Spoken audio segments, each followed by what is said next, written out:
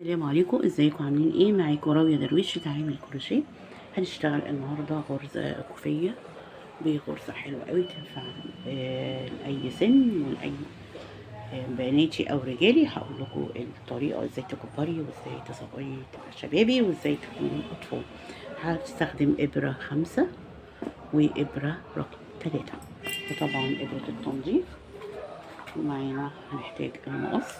كل الحاجات دي هنحتاجها. الكوفية هوريكم، هعمل لكم الطريقة في الخيط. ده هبدأ أول حاجة عقدة البداية بالإبرة رقم 5. بعد كده هشتغل 1 2 3 4، مش بعدد غرز معين، اعملي الغرز اللي انت عايزاه، عدد اللي انت حباه طبعا بالمقاس. كبري عن المقاس الحقيقي، يعني سنتي 2 سنتي، انا على الشغل بتصغر المقاس. ثواني كده، لو هتعمليها أطفال أو كبار بتقيسي طبعا بالمسطرة. السلاسل في البداية كده مثلا دي 12، لا احنا بنكبر شوية، وليكن مثلا كده 15 سنتي. هسيب الإبرة اللي هي رقم 5 وهمسك إبرة رقم 3. ليه إبرة رقم 5؟ عشان أنا هشتغل في السلسلة من الظهر من الخلف، ليها 3 أحرف، 1 2 في التالت ده أنا بشتغل في ده. هطلع سلسلة وهشتغل عمود بلفة، هشتغل السطر كله عمود في لفة في الحرف اللي ورا. اخلص السطر وارجع لكم تاني عشان مطولش عليه. وصلت لنهاية السطر، مش بشتغلي في عقدة البداية، سبتها بلف الشغل واطلع سلسلة والف في نفس العمود، بشتغل عمود. مش بحب اطلع ب3 سلسلة لانها بتكون في فراغ وكده، فكده انا عملت اول عمود، دول عمود مش 2. بلف الخيط واشتغل عمود امامي، تاني امامي. الامامي بدخل كده قبل العمود وبعده، بسحب خيط 3 على الابرة، بلف واطلع من 2 وبعدين 2، اشتغل 2 خلفي، بلف الخيط بدخل قبل العمود وبعده، مش بشتغل في العمود على الامام من الابرة، بسحب خيط يبقوا 2 على الابرة، بطلع من 2 و2، تاني عمود خلفي 2 امامي، يبقى هشتغل السطر كله 2 عمود امامي 2 عمود خلفي. اخلص السطر وارجع لكم تاني. وصلت لنهاية السطر، اخر سطر برضو هعمله عمود بلفة، بلف الخيط وادخل في الغرزة، بطلت عليه بلف اطلع من 2، الف اطلع من 2، بلف الشغل اطلع سلسلة، الف الخيط وادخل اعمل عمود بلفة. وهكرر السطر اللي انا عملته. العمود الامامي بعمله امامي، الخلفي خلفي، والامامي امامي، بدخل خلف الابره بالشغل واطلع. العمود بيكون خلف الابره، بسحب خيط يبقوا 3 على الابره، بلف اطلع من 2 وبعدين 2، الف الخيط هنا 2 امامي، لف اعمل امامي، بدخل في العمود كده قبله وبعده، بسحب خيط و3 على الابره، الف واطلع من 2 وبعدين 2، الف تاني امامي، بدخل برضو في نفس العمود قبل وبعد واسحب، يبقوا 3 على الابره، الف واطلع من 2 وبعدين 2، اشتغل السطر كله تكرار السطر اللي انا اشتغلته لحد الاخر. العمود بلفه اعمل عمود بلفه، اكمل السطر وارجع. وصلت لنهايه السطر والعمود بلفه، الف اشتغله عمود بلفه، ادخل في الابره واسحب 3 على الابره، لف واطلع من 2 وبعدين 2، الف الشغل واطلع سلسلة ارتفاع ارتفاع السطر، الف وادخل في نفس المكان اشتغل عمود بلفة. يبقى انا عملت ايه هنا؟ اشتغلت اول سطر اعمده بلفة، سطر 2 امامي 2 خلفي 2 امامي 2 خلفي.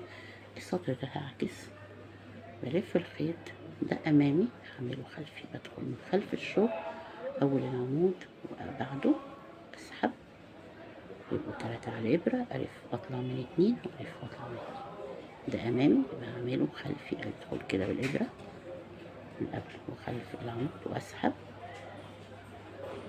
3 على الابره، الف اطلع من الخيط، اطلع من 2 وبعدين 2. اشتغل السطر ده كله عكسي، ده خلفي امامي بعمله خلفي خلفي، يعني بصوا انا خلفي اهو، بدخل بالابره من قبله وبعده اسحب خيط، يبقى 3 على الابره، اطلع من 2 وبعدين هعمل السطر كله، اشتغل السطر كله بالطريقه دي، اخلص السطر وارجع لكم تاني. وصلت لنهايه السطر، العمود بلفه، هدخل اشتغل عمود بلفه، ادخل كده واسحب الخيط، الف الخيط وادخل اسحب الخيط، يطلعوا 3 على الابره، الف واطلع من 2 الف واطلع من 2، الف الشغل سلسله نفس المكان عمود بلفه. والسطر ده هشتغله بتكرار السطر اللي قبله، يعني العمود امامي بشتغله امامي، بدخل اسحب خيط اطلع من 2 وبعدين ده امامي بلف في الشغل، اخد امامي هتلاقيه بارز بعد كده، العمود مش هيتجه اهو، بلف اسحب خيط يبقى 3 على الابره، اطلع من 2 وبعدين ده خلفي، يبقى بدخل خلف الشغل، خلف الشغل ادخل قبل العمود وبعد العمود واسحب خيط و3 على الابره، اطلع من 2 وبعدين 2 برضو التاني خلفي يبقى خلفي. اشتغل السطر ده كله عكسي، وهرجع لكم تاني اخلص السطر وارجع لكم تاني. خلصت السطر وصلت العمود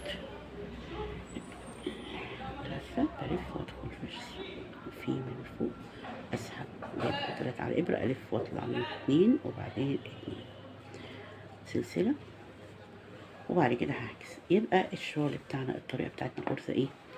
بشتغل سطر عكسي وسطر تكرار، سطر عكسي وسطر تكرار، بيدينا الشكل ده. انا كنت شرحت لكم الطريقه في لون فاتح علشان توضح الشرح، يا رب يكون واضح.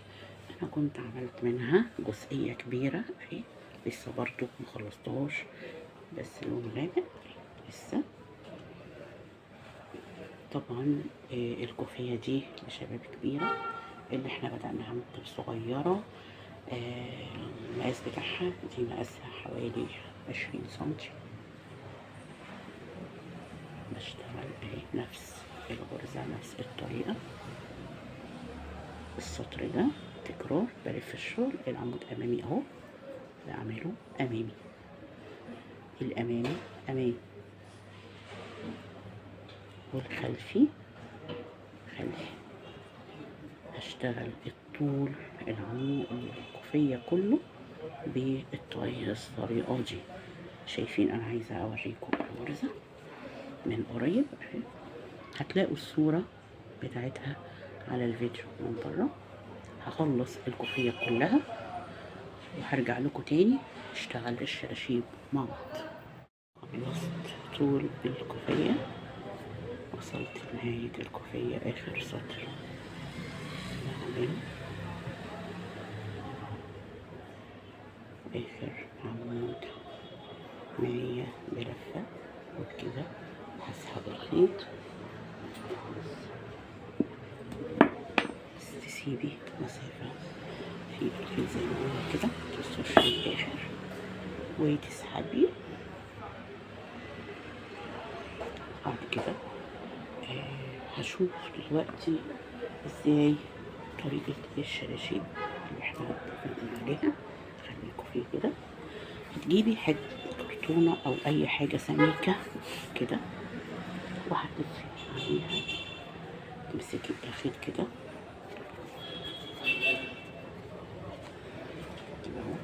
بتلفي تلفي عدد الشراشيب. تعالي نعد مع بعض. انا هحط هنا 1 2 3 4 5 6 7 8 9 9 وحدات، كل واحدة 3 3 3، يبقى هنا 9، الناحية التانية كمان 9، يبقوا 18 بحيث هتضربي العدد في 3 يبقى 27. هتلفي 27 مرة، كمان 27 مرة.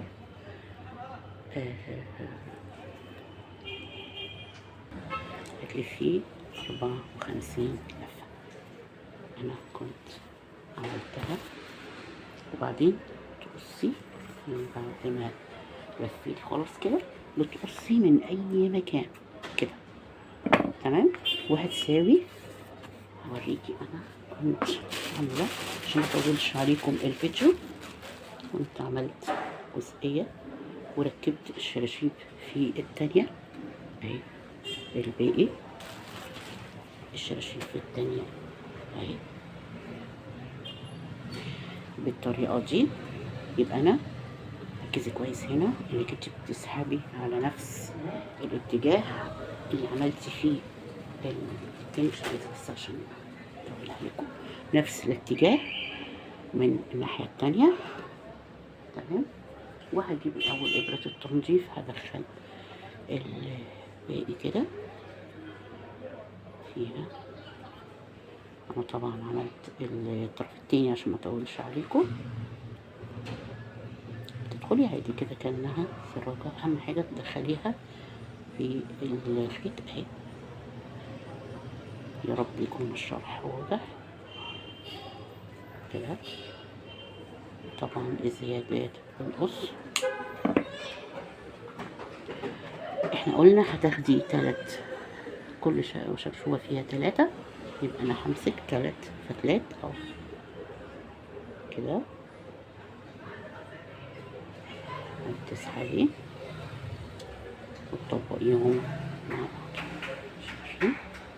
تمسكي كده وتجيبي ابرة الكروشيه دي اللي انتي اشتغلتي بيها، وهتبقي في الاول هنا بتدخليها من تحت، تيجي في الوسط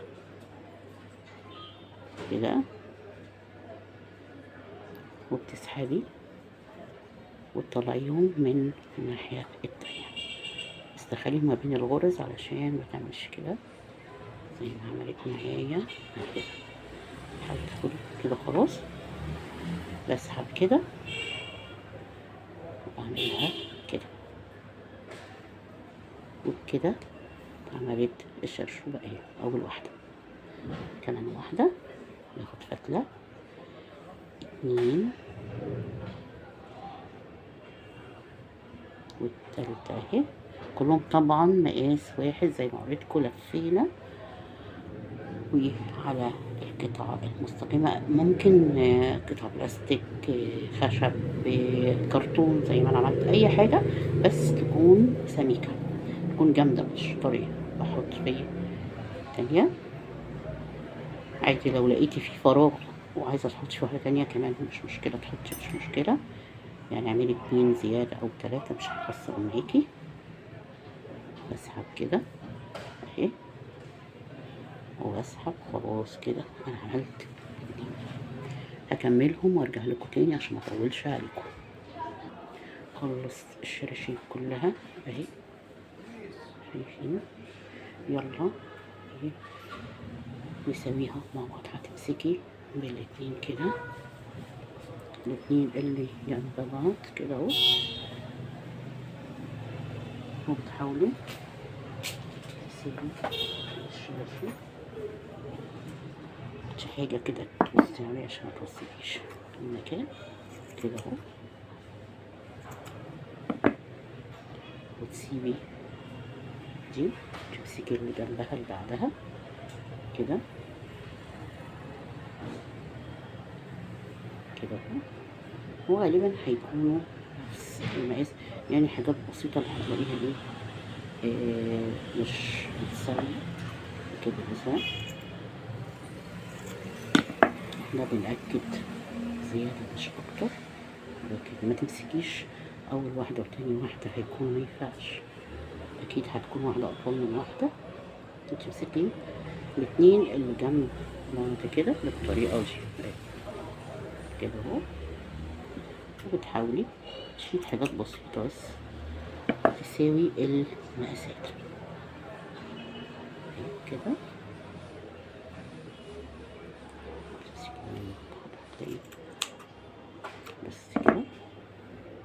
سويت الجزئية التانية اهو.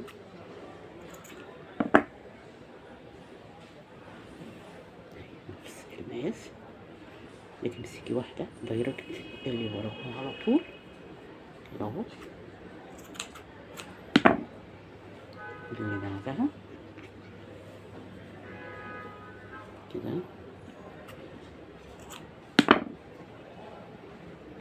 اللي بعدها الاتنين معانا كده، واخر واحدة في الجزء ده كده اهو. شايفة بتكون بسيطة مش قوي، ونشيل دي كلها كده. خلصنا الكوفية وعملنا الشراشيب بتاعتها. انا عايزة اوريكي الشراشيب دي والتانية مع بعض طبعا. وبعد كده بتنضفي جميع الخيوط بإبرة تنظيف، وتمسكي الكوفية جزئية جزئية. اي خيوط موجودة زيادة لازم تتنضف كويس. وادي الاتنين ممكن تكويهم بس حاجة بسيطة جدا. هم طول بعض على فكرة لما تعملي كده، بس عشان مش عارفة كده، مش عارفة اعملهم لكم او كويس عشان بس نقربها على الكاميرا شوية اهي. والغرزة بتاعتي اهي، هنزل لكم الصورة هتلاقوها على الفيديو من بره. ما تنسوش اللايك والشير وقولوا لي رأيكم، يهمني قوي. ما تنسوش لايك وشير عشان يوصلك مني كل جديد. والسلام عليكم ورحمة الله وبركاته.